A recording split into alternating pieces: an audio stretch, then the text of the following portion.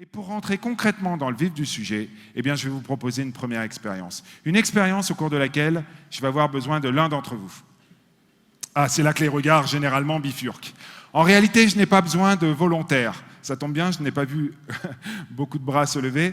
La personne qui va venir avec moi sur scène doit répondre à un cahier des charges très précis, qui est ici. Je n'ai absolument besoin de rien, juste de percevoir vos regards. Oui, n'allez pas faire ça pendant 1 heure, hein, je vous expliquerai peut-être tout à l'heure. Ok, alors je vais tout simplement aller à votre rencontre, et puis la personne qui fait partie de ce cahier des charges, eh bien, me rejoindra. Alors ceux qui sont au fond pensent toujours être tranquilles, alors je m'amuse toujours à aller un petit peu plus loin. Voilà. Ok, quel est votre prénom? Oui. Annabelle? Annabelle, est-ce que vous voulez faire l'expérience avec moi? Vous êtes libre de dire oui ou de dire non. Oui? Eh bien, on peut applaudir Annabelle, messieurs, dames.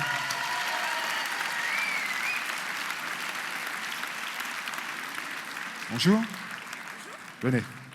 Faites attention. On peut l'applaudir de nouveau,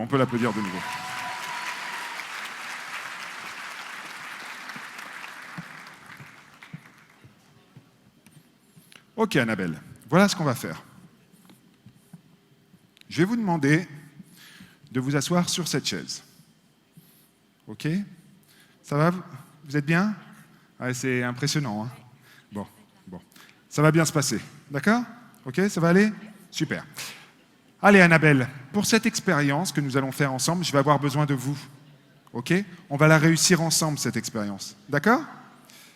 Vous allez... Mettez-vous à l'aise. Super.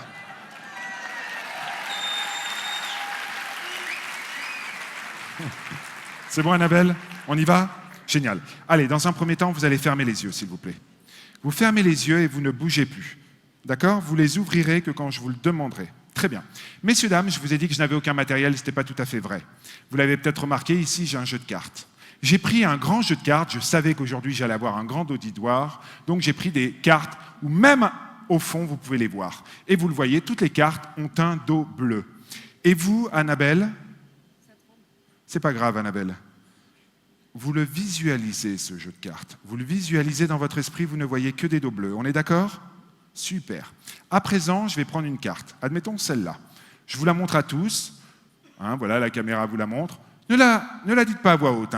Tout le monde la voit parfaitement, ne vous inquiétez pas. Et Annabelle, dans quelques instants, elle aussi, va la voir. Annabelle, vous allez ouvrir les yeux, s'il vous plaît, et vous allez voir votre carte. Ok? Fermez les yeux. Gardez bien les yeux fermés.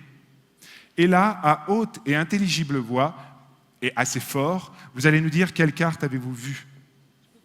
Oui, bien sûr. Le 8 de cœur, c'est terminé. Merci beaucoup. L'expérience est finie. Vous pouvez regagner votre place et on peut l'applaudir.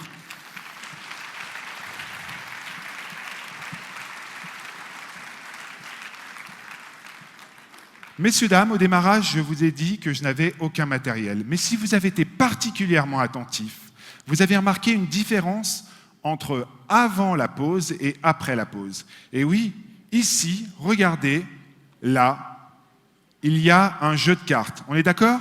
Il est là depuis le début. J'ai une question à vous poser. Imaginez, une seule seconde, on ouvre le jeu de cartes, toutes les cartes sont à l'endroit. Toutes, sauf une, retournée, en plein milieu, le 8 de cœur. Ça vous blufferait? Moi aussi. Alors voilà ce qu'on va faire. Madame, quel est votre prénom?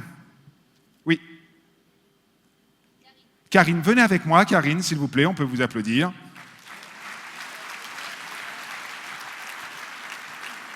Allez-y, Karine. Et je vais vous demander de prendre le jeu de cartes. Je ne veux pas le toucher pour pas qu'on dise que je manipule quoi que ce soit. Venez avec moi, Karine. N'ayez pas peur. Ça va bien se passer. Voilà, vous pouvez extraire les cartes du jeu. Voilà. Alors Karine, par contre, j'ai un timing à respecter. Voilà, merci beaucoup. Super. Et là, voilà ce qu'on va faire. Vous allez prendre les cartes de cette façon. Vous allez les retourner. Voilà. Vous les élevez et vous allez effeuiller le jeu. Et vous allez voir, en plein milieu du jeu, une seule carte sera peut-être retournée. Karine, dès que vous la voyez, vous la prenez délicatement et avec un geste tout en sensualité, vous nous montrez de quelle carte il s'agit. Le 8 de cœur. Merci beaucoup. Je vous laisse regagner votre place. Merci beaucoup. Au-delà de la technique, comment ai-je réussi cette expérience? Grâce à une notion fondamentale dans vos métiers comme dans le mien, la confiance. Mais qu'est-ce que véritablement la confiance? La confiance, c'est une prise de risque volontaire, c'est un choix. Alors cette affirmation a de quoi surprendre, car très souvent je rencontre des managers me dire « Mais attendez Régis, là on vient de m'affecter cette personne dans mon équipe. J'ai bien dû lui faire confiance, j'ai pas eu le choix. » Mais dès lors, est-on vraiment dans une relation de confiance? La confiance n'a de sens que si elle est un pari volontaire sur le comportement à venir de l'autre. La confiance, c'est un engagement partagé. Faire confiance, c'est avoir la conviction que la coopération avec l'autre amènera un résultat supérieur à une action menée seule. Dans une équipe, le climat de confiance est toujours insufflé par le manager. Mais l'équipe ne pourra avoir confiance en son manager que si lui-même a confiance en lui. La construction de la confiance passe d'abord par la confiance en soi qu'à l'individu. En effet, comment voulez-vous, dans une équipe, qu'un collaborateur puisse accorder du crédit à un manager qui doute en permanence de ses compétences ou de la pertinence de ses décisions? À l'inverse, un collaborateur mis en confiance par son manager va développer sa propre assurance et de nouvelles compétences qui lui permettront d'être largement à la hauteur des missions qui lui sont confiées. Alors je vois quelques regards dubitatifs, mais quel est le rapport avec l'expérience que nous venons de vivre avec Annabelle? En réalité, il existe deux types de confiance. Une confiance subjective et une confiance rationnelle. La confiance subjective est une confiance accordée de manière naturelle, instinctive. J'ai même envie de vous dire animale. Dans cette salle, dans cet auditoire, je ne connais absolument personne. Je vous découvre pour la première fois de ma vie. Et mon feeling, ma première impression, m'ont conduite vers Annabelle. L'expérience m'a montré que j'avais eu raison de lui faire confiance. Et entre Annabelle et moi, à ce moment précis, va naître un nouveau rapport de confiance. Une confiance rationnelle, éclairée, fondée sur les preuves, parce que voilà ce qui s'est passé. Je vous montre à tous un jeu de cartes. Ce jeu de cartes est imaginaire. Le fruit de notre imagination, c'est votre réalité. Mais pour Annabelle, la réalité est tout autre. Elle le visualise dans son esprit. Je lui fais toucher du doigt. Je vous montre ensuite une carte. Là encore, la carte n'existe pas, sauf pour Annabelle. Car lorsqu'elle ouvre les yeux, et là je vais demander à la caméra un gros plan, tout ce qu'elle voit, c'est un doigt. Un doigt sur lequel il y a un autocollant, voilà, et vous allez le découvrir, sur lequel il y a un 8 de cœur. Je ne sais pas si on le voit bien, mais vous pouvez être certain que c'est ça. Ouais, là j'en prends un coup, hein, généralement. Ouais, merci. Mais exceptionnellement, pour vous, aujourd'hui, j'ai décidé de mettre mon ego de côté. Et généralement, quand on fait ce travail, assez rare, je dois vous le dire, le monde qui est le nôtre n'est plus tout à fait le même. Très clairement, à ce moment précis, Annabelle, elle a eu le choix. Elle a eu le choix de me permettre de réussir cette expérience ou tout simplement de me conduire dans le mur. Eh bien, je vous remercie, Annabelle, parce que franchement, je n'avais pas de plan B. Merci beaucoup.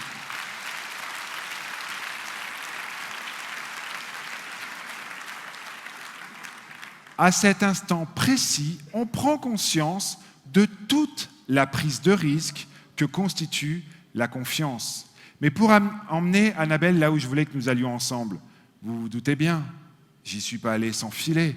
J'ai utilisé des armes qui sont également les vôtres, utiles à votre fonction actuelle. La communication engageante.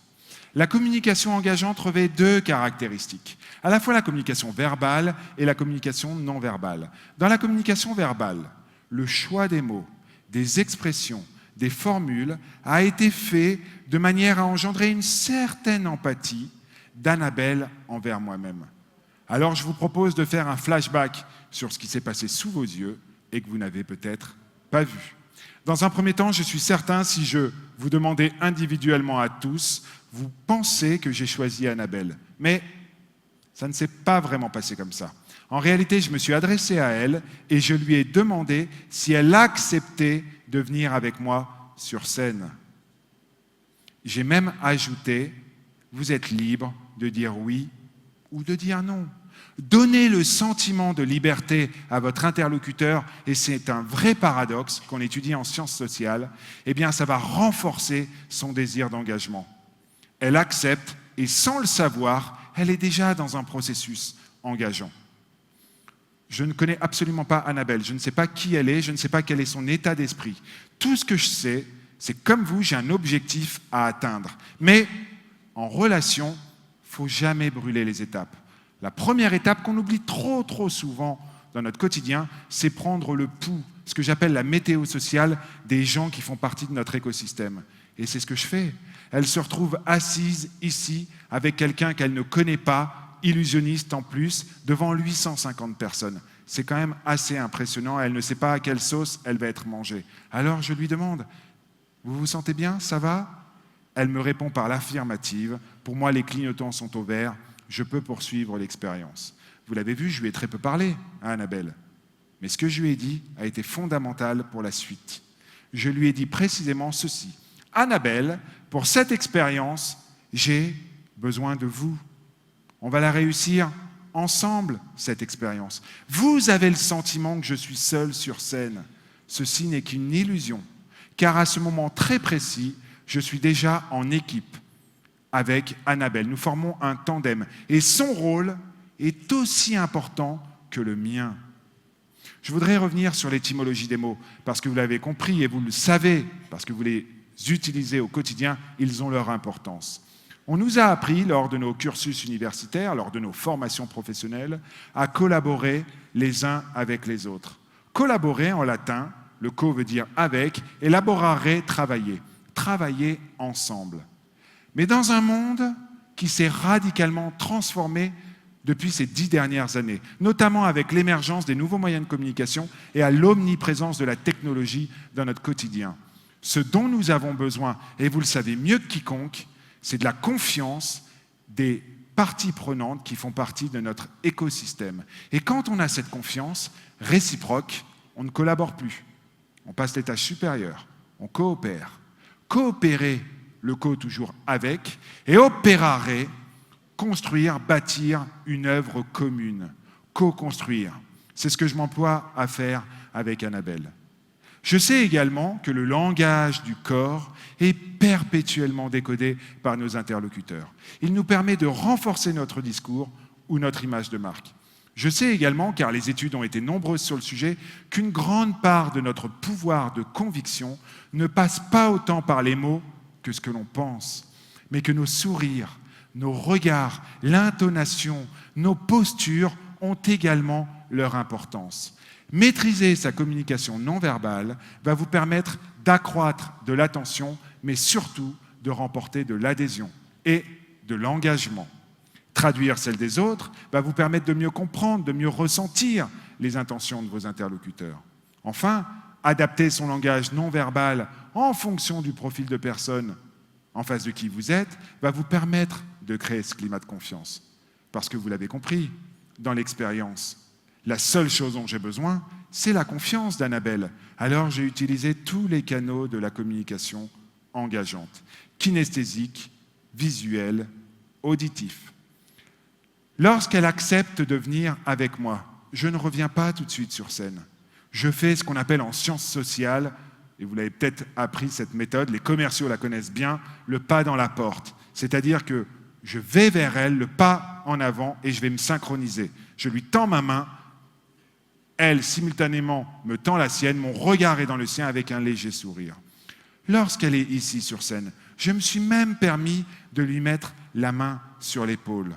Tous ces éléments ont été autant de facteurs qui m'ont permis de créer cette connivence. Mais attention, la confiance reste quelque chose de fragile, et vous le savez, parce que vous en êtes mandataire. Le principal ennemi de la confiance porte un nom, ce sont nos perceptions. Et pour vous faire toucher du doigt cette thématique des perceptions, je voudrais faire une expérience.